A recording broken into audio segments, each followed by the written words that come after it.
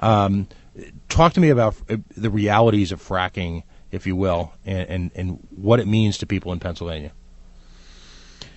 Yeah, I don't know necessarily what it means to people in Pennsylvania. We don't have fracking fields here, obviously, so I don't think we have that firsthand experience of what it means to people and all the risks that are involved.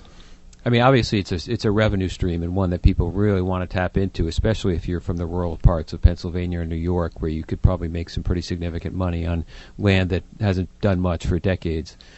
But the risks, obviously, being is that you're pumping a lot of questionable chemicals underground, and scientists, and there hasn't really, I think, been very much transparency on what those chemicals are and the impacts that they're having.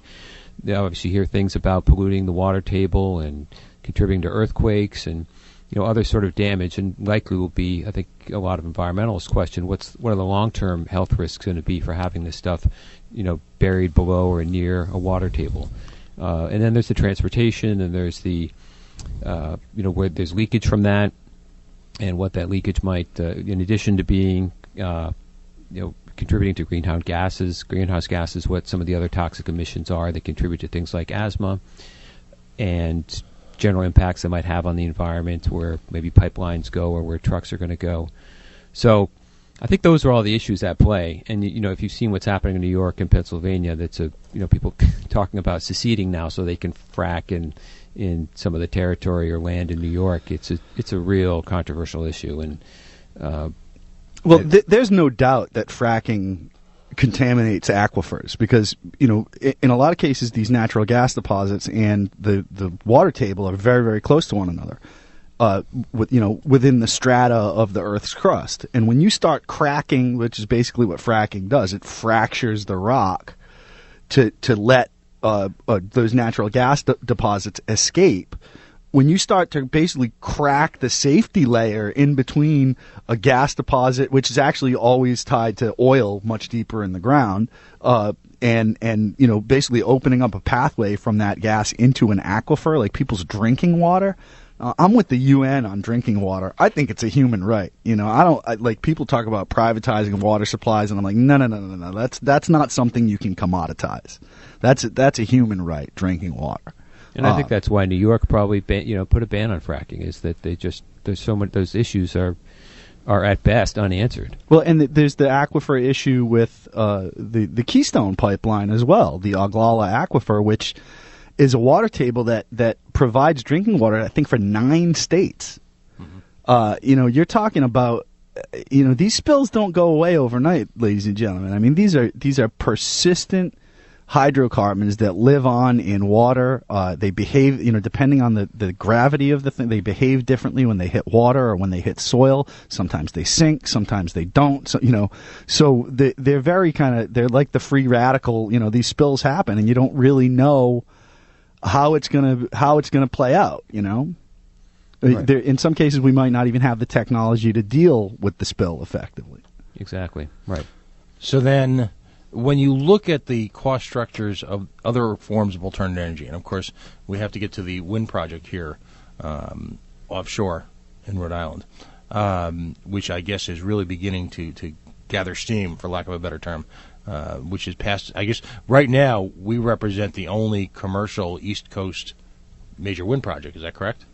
Well, it would be the only offshore wind project, in the first offshore wind project in the United States, if this gets built. And Cape Wind got nixed recently, right? There was some type of regulatory issue that they, like some hoop that they didn't jump through, so Cape Wind is kind of off the table. Right. Yeah, they missed some disclosures as a result. The grid and basically saw that as an opportunity, because that was a covenant in the agreement from which them to purchase the energy at a higher rate, and that gave them the opportunity to back out, which they did.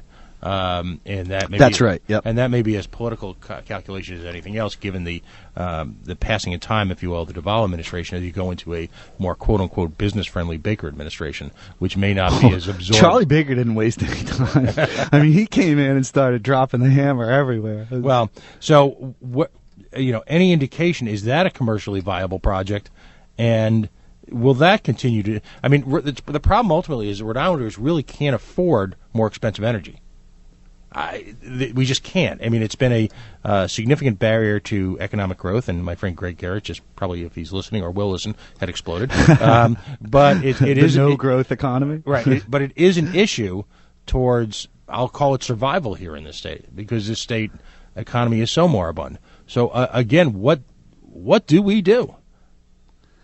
I don't know, to be honest with you. It's like sometimes I feel like all these problems are cropping up so quickly and getting so large that it's almost all you can do is kind of sit and laugh at the size of the problem. Well, one of the things we are doing, and to address the Block Island Wind Project is that that's a test project, and I don't think anybody sees that as a significant contributor unless you live on Block Island for having cleaner energy. Well, the cleaner energy, and what a lot of people don't, people say, oh, well, it's going to cost too much for this wind energy. It's going to cost so much more than the natural gas. Right now, the people on Block Island produce their energy with diesel generators. Right, and this will be less expensive. Less expensive right off the bat for the folks on Block Island, right off the bat.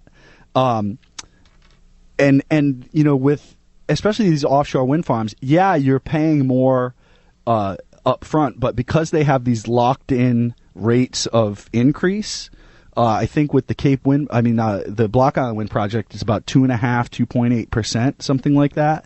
When so you can pretty much guarantee that your energy supply side bill is going to go up 2.8% a year. But if you look back historically at National Grid,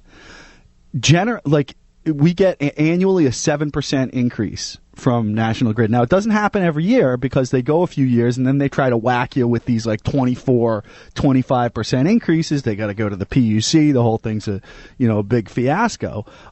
So when you look at that rate of growth, that locked-in rate of growth, within about 15 years, you catch up with fossil fuels, and then after 15 years, you're actually on the winning side of that equation. Right.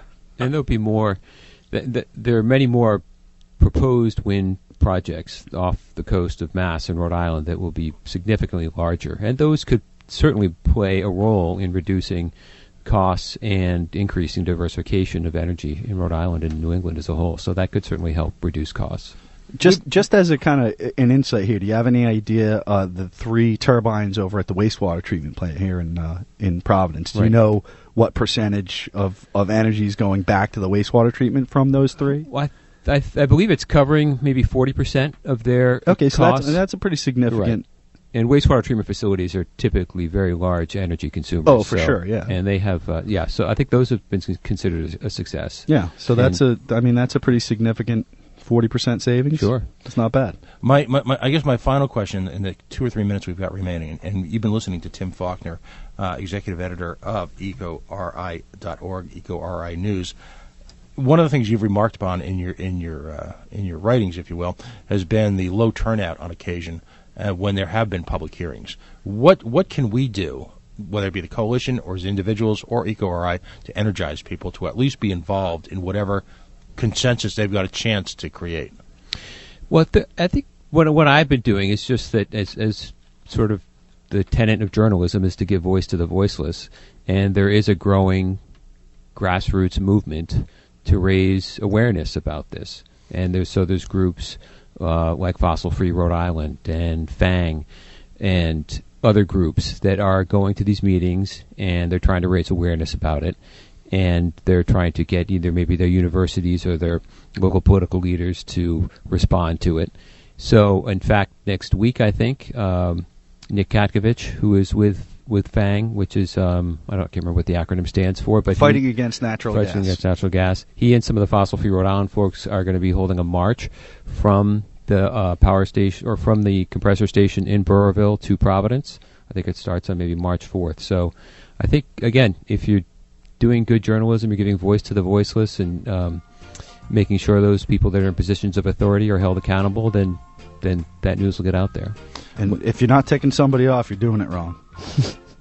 Well, you've been listening to The Coalition on AM 790 Talk Radio. Again, Mr. Faulkner, thank you very, very much for coming in. We look forward to your contributions both at EcoRI News, and we're going to do our best to amplify to our constituency your writings. We are Facebook.com/The Coalition, of course, coalitionradio.us. Dave, in 2 seconds, who have we got joining us next week?